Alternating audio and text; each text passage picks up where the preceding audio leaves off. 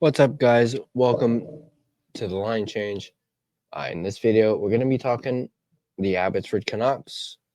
They unfortunately lost to the Colorado Eagles in Game 2 of the Pacific Division Finals. So now the series is tied 1-1, and I believe they are now going to be going on the road for the final 3 games of this series. They are all in Colorado, as Colorado had the home ice advantage, and they elected to have the final 3 games at home. So Abbotsford is going to have to win the next game, Game 3 for sure, and it's going to be tough as they're going to be going into hostile territory. But I, of course, have a lot of faith in the Abby Canucks on getting it done. Keep in mind tonight's loss, or I should say last night's loss at the time of this recording, is only their 3rd loss in these playoffs. But I still have faith in Abbotsford. But before we break down the game and recap it, I'm going to thank my sponsor, W Energy. Are you looking for an energy drink that is jitter-free, crash-free, no sugars, no artificial colors or dyes, and no calories? Then W Energy is just what the doctor ordered. W Energy has over 15 unique and custom different flavors to choose from, including Galaxy Grenade, a blend of watermelon, guava, and lime explosion, as well as Beach and Peach, which is a blend of mango white peach cooler. Looking to give it a try? Get the starter sampler pack for $24. You get a shaker and 3 different flavors to try. Use code THELINECHANGE and save 10% on that purchase or any purchase. Right now, they have a buy 2, get 1 free sale going on for this entire month. Get it while you can. Use the code B2G1 when you have 3 tubs or more in your cart. Check out their website at www.w.gg. That's www.w.gg. W Energy. Be better, your taste buds' favorite energy drink. All right, so let's dive into this Game 2 for the Abby Canucks. And it's, of course, brought to us by our friends at Canucks Army, in particular, Dave Hall. And let's go ahead and dive right into it. A win, and the Abbotsford Canucks take a commanding 2-0 series lead in a quick best-of-5 scenario. So far, things were looking good, as it had been a dream run for the Canucks up to this point. Sorry, guys. Unfortunately, all good things must come to an end. The Canucks shut out the Colorado Eagles in Game 1, a feat no team had accomplished at any point in the 24-25 campaign. With a chip on their shoulder, the away team came out of the gate pressing and got themselves up early with a quick and perhaps soft goal on Artur Silovs. From there, they never looked back. The Eagles scored 5 goals against the home team to even the series at 1 game apiece. Although the Canucks made a late push to keep things interesting, they ultimately spent the majority of the game playing catch-up. With a 5-3 defeat, the Canucks now head to Colorado for the remainder of the series, which has now dwindled to a best-of-3 mini-series. Let's take a look at the starting lineup for this game. Why change what works? The Abbotsford Canucks ran the same lines as Game 1, with Baines, Sasson, and Lacramaki as their first line, DiGiuseppe, Mueller, and Carlson as their second line, Blais, Kara, and Smith as their third line, Nielsen, Waters, and Kambitz as their fourth line. They had Brisebois and Mancini as their first pairing, with Hirose and Wu as their second pairing, and Kudratsev and McWard as their third pairing. And of course, they had Artur Silovs in net. Let's look at the first period. It was a dream start for the away team. After being held scoreless in Game 1, the first time being shut out all season, the Colorado Eagles got redemption right out of the gate as they scored their first goal to make it 1-0. Jake Wise from Jacob McDonald and John Ludwig. After a broken play, Jake Wise corralled the puck and threw it toward the net for a relatively innocent shot. Without eyes on it, Seelovs failed to track the shot, allowing it to trickle past him to break his shutout streak at roughly 138 minutes. Seelovs would settle in with a few saves following the weak goal, pushing forward for a strong finish. However, the first 5 minutes were relatively tilted, with Colorado enjoying the majority of in-zone pressure. The Canucks did grab a few chances, though, none better than a terrific read and interception from Linus Karlsson. Taking the puck from cross-ice feed, he ripped the shot high and wide, but at least gave his team their best look early on. He was also getting in on the heavy stuff, as the Canucks were once again leading the charge in the physical game. Karlsson led the way, driving his body through the Eagles forward for a massive hit in the defensive end. He wasn't the only one getting in on hits. Moments later on the forecheck, Sammy Blais and Chase Waters combined for a 2-for-1 crunch on the Eagles defender. The offensive looks were few and far between in this one, so physicality was the primary focus. Eventually, that hard work ground down the opponent and paid off, courtesy of the team's sharpshooting rookie. Abbotsford would score to tie the game up to make it 1-1. Jonathan Lekkerimäki from Victor Mancini and Arshdeep Bains.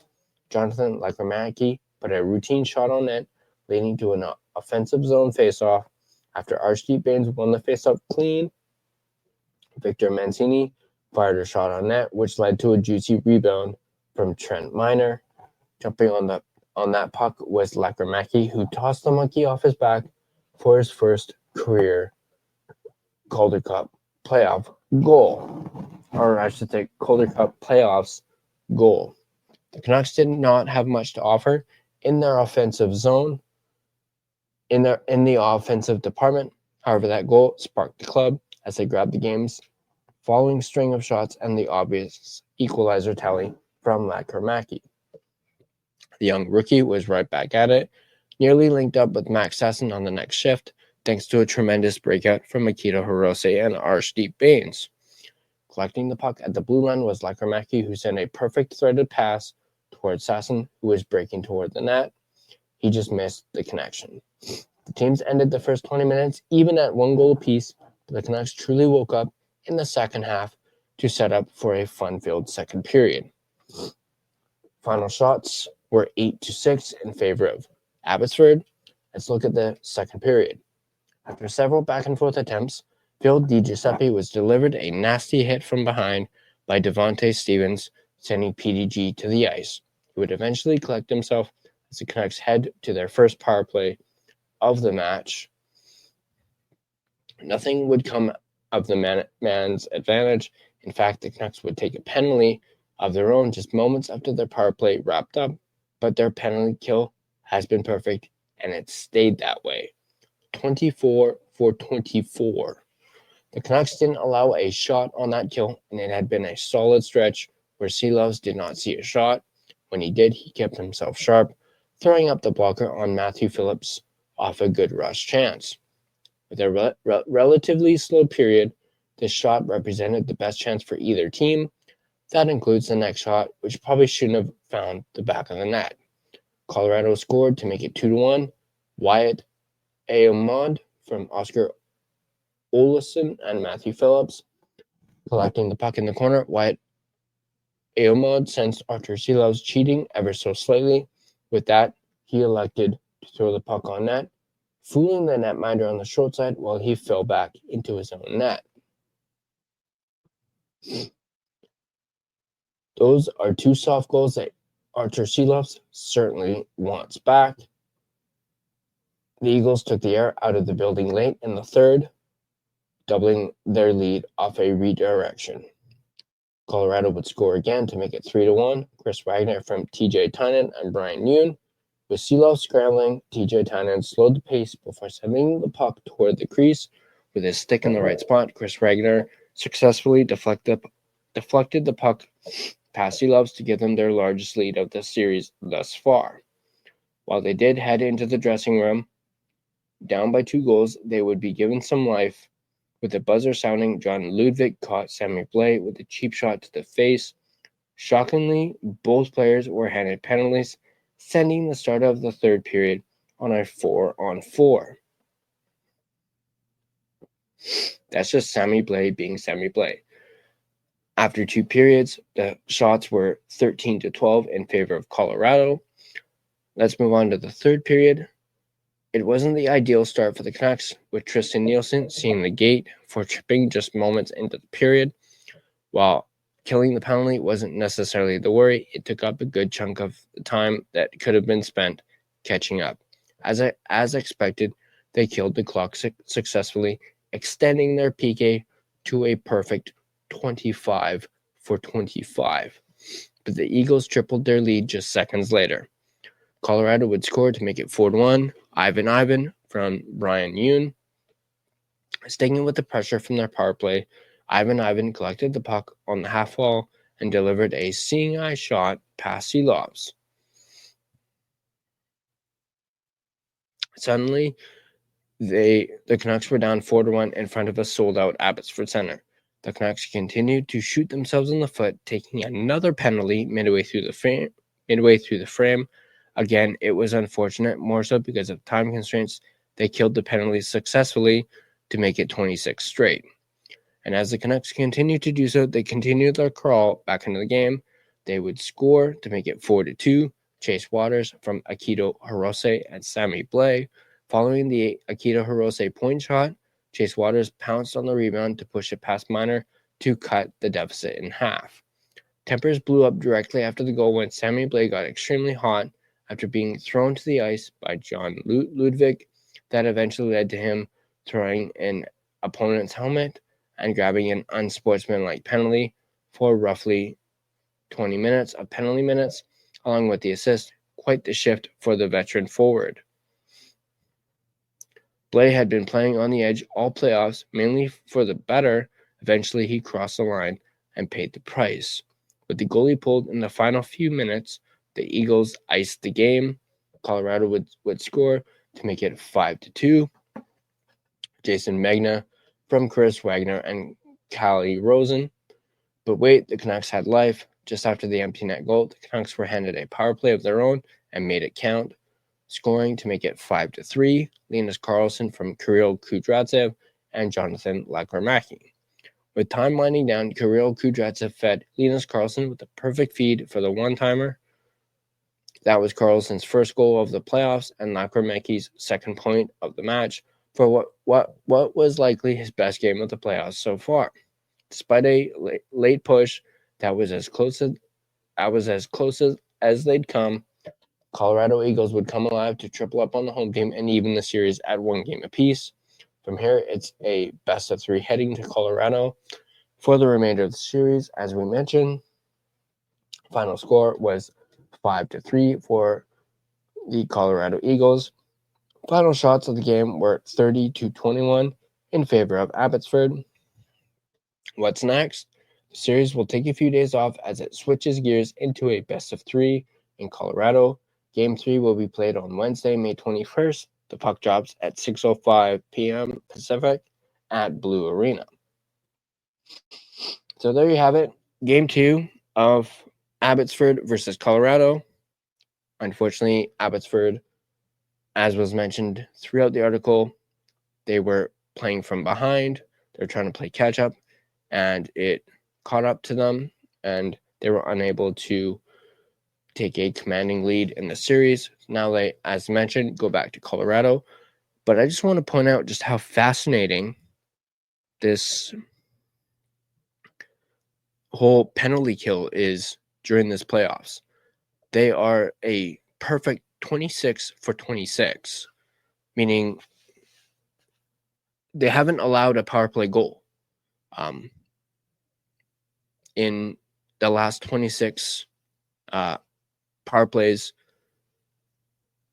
I believe it's this entire playoffs, they haven't allowed a power play goal. Correct me if I'm wrong in the comment section down below, but I believe that is the case, which is amazing. The fact that they're 26-for-26. And the amount of penalties they got in this game, they are lucky that it didn't burn them. But yeah, a disappointing loss. Obviously, I was hoping like the Abbey Canucks to go up 2-0 in the series and then head back to Colorado with the Eagles, with their backs against the wall, but that's not going to be the case. So yeah, I'm looking forward to Game 3 in Colorado. Hopefully, the Abbotsford Canucks can get it done in that first game in Colorado and get a chance to close out the series in Game 4. But let me know what you guys think in the comment section down below. As always, if you guys like this video, go ahead and hit that like button. And if you want to stay up to date on all your Canucks content, whether that be Vancouver or Abbotsford, at least during this playoff run, be sure to smash that subscribe button and turn on your notifications so you don't miss a single video. You can also find us on social media. Find us on Facebook at just search The Line Change, and you should be able to find our Facebook page. Find us on Instagram at The Line Change. Find us on Twitter /X at LineChangeVan. You can also find us on TikTok at the.line.change.po. Feel free to give us a follow on all our social media platforms. If you prefer an audio version of this podcast, you can find us on both Spotify and Apple Podcasts. On Spotify, once again, feel free to give us a follow, as well as rate us and review us. It is obviously greatly appreciated. But that's going to do it for this video. As always, go Canucks go, and I'll see you guys in the next video.